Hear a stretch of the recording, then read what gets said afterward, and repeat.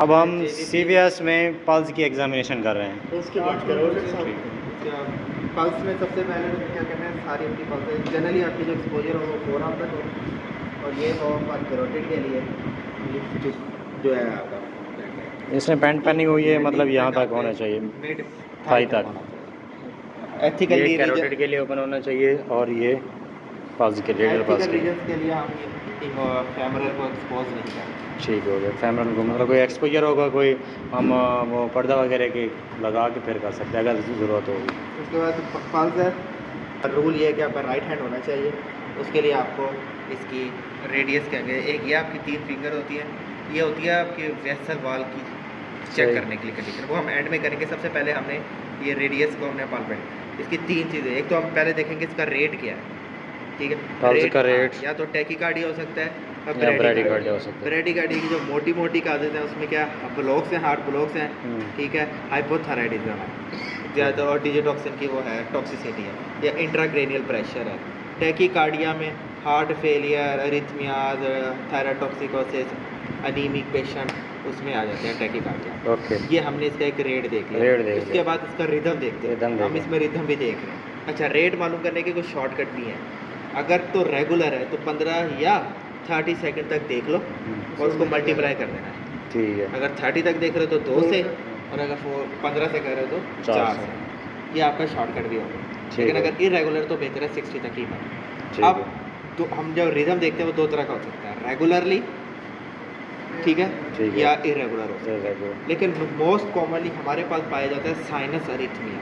Sinus arrhythmia होता है सांस के साथ। अब ये जब सांस ले रहा है ना, तो जब ये इंस्पायर करेगा तब क्या होगा, ब्लड प्रेशर लो होता है, उसमें आपकी पल्स तेज़ हो जाएगी। और जब वो एक्सपायर करेगा तो ब्लड प्रेशर ज़्यादा हो जाएगा और पल्स डिक्रीज हो जाएगी। ये नॉर्मल फिनोमेना है, नॉर्मली ऐसा होता है। खैर हम देख रहे हैं रेगुलरली और इरेगुलर। अब रेगुलर भी आगे डिफरेंट में डिवाइड है, रेगुलरली रेगुलर है, रेगुलरली इरेगुलर है, इरेगुलरली इरेगुलर है। तो रेगुलर तो नॉर्मल है, रेगुलरली रेगुलर। अब रेगुलरली इरेगुलर का क्या मतलब था कि यार मुझे पता है कि 3 आ रही हैं, 3 के बाद 1 मिस हो रही है, फिर चौथी आ रही है, और फिर ऐसा हुआ कि 3 के बाद फिर 1 मिस हो गई। ये रेगुलरली इरेगुलर थी। लेकिन अगर इरेगुलरली इरेगुलर है तो कोई उसका रिदम नहीं है कि किसी टाइम भी कोई 3 के बाद आ रही है मिस बीट, कभी 1 के बाद मिस बीट आ रही है, कभी मिस बीट ही चली जा रही है, तो वो इरेगुलरली इरेगुलर होगा। वो जब हम करेंगे एक्सपीरियंस से आए। वैसे इसकी काजेज़ पता होनी चाहिए कि इरेगुलरली इरेगुलर आर्टीरियल फिब्रिलेशन में, फ्लैटर में होते हैं, और प्रीमेच्योर उसमें होते हैं बीट्स में। तो आर्टीरियल फिब्रिलेशन की फर्दर काजेज़ आपको पता होनी चाहिए कि क्या होती है, माइट्रल स्टेनोसिस हो गया, और फर्दर थायराटॉक्सिकोसिस वगैरह वो हो सकती है, ये बतानी होती है ना चीज़ें, ठीक है। उसके बाद ये आ गया आपका रिदम, आपने देख लिया। यहीं आपने वॉल्यूम देख लेना, इसी उंगली से आपने वॉल्यूम देख लेना। ये 3 चीज़ें, वॉल्यूम लो हो सकता है, हाई हो सकता है। लो वॉल्यूम कब होगा, जब हार्ट फेलियर होगा, या क्या होगा,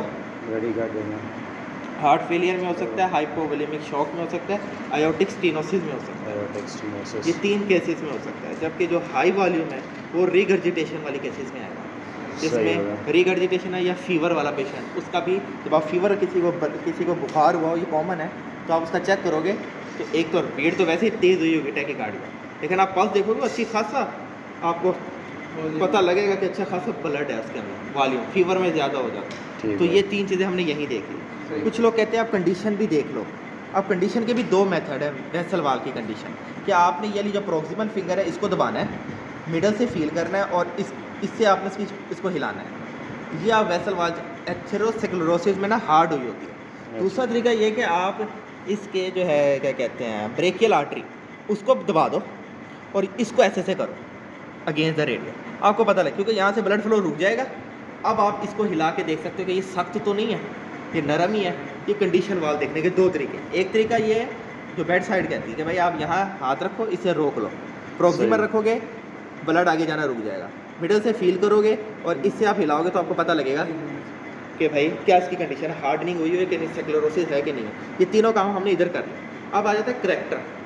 जब भी पल्स का करेक्टर देखना हो तो आपको या तो ब्रेकियल, फेमरल, या आप यूज़ करोगे। अब एक चीज़ रहेगी, आप ये भी कर सकते हो कि इसके साथ साथ आप डिले भी देख सकते हो।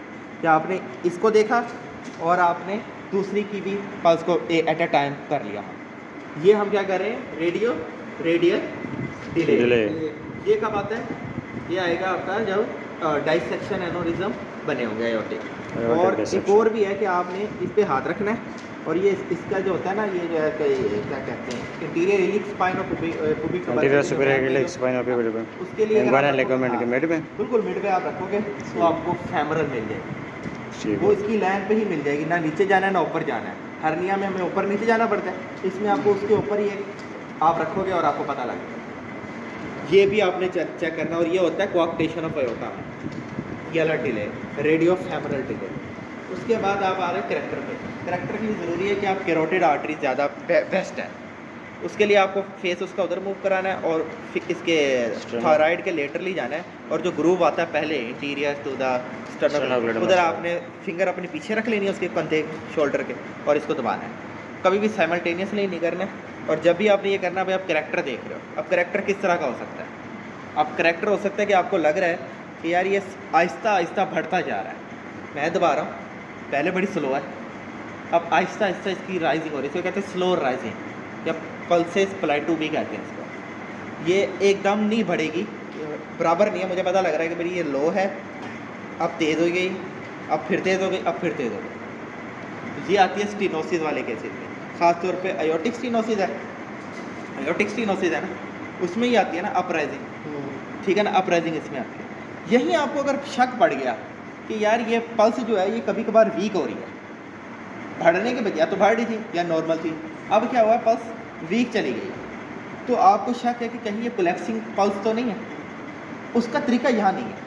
अच्छा। कोलैप्सिंग पल्स आप यहाँ से डिटेक्ट कर सकते हो। जैसे तू और मैं, मुझे लग रहा है कि यार इस बंदे की अब तो पल्स ही गायब हो गई है एकदम। पहले ये था कि स्लो थी फिर बढ़ती गई, अब क्या हो गया, पल्स आई है अब गायब हो गई है। तो इसको चेक करने का तरीका है, हमें यहाँ वापस आना होगा।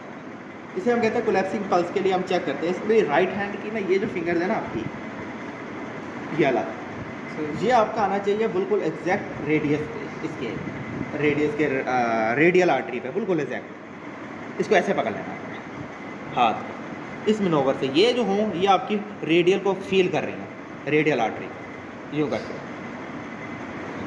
और कुछ लोग कहते हैं आप यूँ उठा लो, एकदम गायब हो जाएगी, यहाँ से फील होना, यहाँ मुझे फील हो रही है, जैसे मैंने ऊपर किया गायब हो। कुछ लोग कहते हैं कि आप लेफ्ट हैंड से यूँ कर लो, बेड साइड कहता है आपने उसकी फिंगर्स को पकड़ना है, हाथ यहीं रखना है और आपने इसकी फिंगर पकड़ना है। मुझे यहाँ फील हो रही है, लेकिन अब मैंने ऐसे किया, अगर कोलैप्सिंग पल्स होगी तो गायब हो जाएगी। ये कब होती है, ये ख़ास तौर पे एओर्टिक रिगर्जिटेशन में होती है, या फिर किसी इसको कोई अगर कोई सेप्टल डिफेक्ट है, वेंट्रिकुलर सेप्टल डिफेक्ट है, तो एक सिंपल है कि वापस चला गया, मैंने ऊपर किया खून वापस, या तो उस मोरी से बढ़ जाएगा अंदर, तो पीडीए वगैरह हुआ कोई वो वेंट्रिकुलर, तो वो उसमें चला जाएगा हार्ट, एक रट्टा लगाने के लिए कि भाई किस तरीके से ये बच जाता है। एक तो ये भी हमने देख लिया, करैक्टर भी देख लिया। कुछ एक करैक्टर होता है पल्सेस डेफिसिट वगैरह, वो आपसे कहे तो करना है, अनटिल लेस वरना नहीं करना। पल्सेस डेफिसिट में वो आपसे पूछ लेता है कि ये कैसे करना है, तो आपने ये फील करनी है, ये करना है। तो इसके साथ जितना भी डिफरेंस आए ना, उसको पल्सेस, वैसे थोड़ा बहुत तो होता है, अगर बहुत ज़्यादा हो ना ग्रोसली, फिर आप कहते हो कि पल्सेस डेफिसिट आ रही है। और वो उसी केस में आ रहा था जिसमें इरेगुलर पल्स होती है। ज़्यादा आर्टीरियल फिब्रिलेशन में पल्सेस डेफिसिट आती है, लेकिन वो जब कहे एग्जामिनर तब करनी। एक और भी अगर एग्जामिनर आपको कभी कभार कमांड दे दे जो इम्पोर्टेंट है कि पल्सेस पैराडॉक्सिस क्या होती है। पैराडॉक्सिक आपको पता है कभी ज़्यादा कभी कम, तो पल्सेस पैराडॉक्सिस ना हमें उसके लिए हमें चाहिए था बीपी ऑपरेटर्स। वो भी जब आपको कहे तब आपने वो हाथ लगाना है, वरना नहीं लगाना। वो आपको क्या है, मुझे पल्सेस पैराडॉक्सिस फोड़ के दिखाओ, तो आपने उसके कहना है कि भाई सर होता ही है कि नॉर्मली जब हम इंस्पायर करते हैं तो ब्लड प्रेशर लो होता है, और पल्स क्या होती है, जब एक्सपायर करते हैं तो इस ब्लड प्रेशर बढ़ता है और पल्स डिक्रीज होती है। अब वो ये कहता है कि अब आपके अंदर ये जो आपने बीपी ऑपरेटर्स लगाना है, फर्ज करो इसका ब्लड प्रेशर भी 140 है, 140 है, मैंने बीपी 140 तक ले गया, मुझे यहाँ पल्स नहीं है, मैंने 5% कम किया, कफ से 135 पे ले आया, 135 पे आया। अब मैंने पल्स देखी, नॉर्मली भी ऐसा होगा जब ये सांस ले रहा है और मैं इसको देख रहा हूँ, जब ये निकालता है तो मुझे पल्स आती है, एक्सपायर पे मुझे पल्स आती है। लेकिन इंस्पायर में नहीं आ रहा। ठीक है भाई, कोई मसला नहीं है। फिर क्या होगा, मैं और कम करूँगा, 10 कर देता हूँ, फिर मैं देखता हूँ तब भी यही होगा, सिर्फ एक्सपायर पे आ रही है, इंस्पायर में नहीं आ रही। अब मुझे शक होने लगा, 10 और 10 के ऊपर अगर ये हरकत फिर अगेन इंस्पायरेशन पे आ जाना चाहिए, लेकिन नहीं आए, इसको हम पल्सिस पैराडॉक्सिस कहते हैं। ये एक एग्जैगरेशन है, नॉर्मल फिनोमिना है ये। खैर जब आपको कह, एक और होती है जर्की पल्स, वो भी आप इसी में देख लेते हैं। जर्की पल्स वो कंस्ट्रक्टिव हाइड्रो, वो जो है ना हुक्म में, हाइपरट्रॉफिक ऑब्स्ट्रक्टिव कार्डियोमायोपैथी में ना पल्स जो होगी वो जर्की आएगी, एकदम मेरी उंगली झटका मार के ऊपर होगी, फिर कम हो जाएगी, फिर झटका मार के ऊपर होगी, उसको कहते हैं जर्की पल्स। वो आपके अगले पार्ट। बाकी आपने सारी पल्सेस ज़रूर देखनी है। ये भी हो गई, इसको देखने के लिए थोड़ा फ्लेक्स कराना है और आपने इसको करना है। वैसे कुछ लोग कहते हैं अंगूठे से करो, बेटर है। ये भी अंगूठे से, ये भी अंगूठे से, ये भी अंगूठे से। फिर आपने इसको करना है, इसमें मीडियल मेलुलस, उसको डोर्सल पेडालिस को आपको पता है, फर्स्ट जो बिग टो की जो स्पेस है, फर्स्ट वेब स्पेस, उसमें देख लेना है।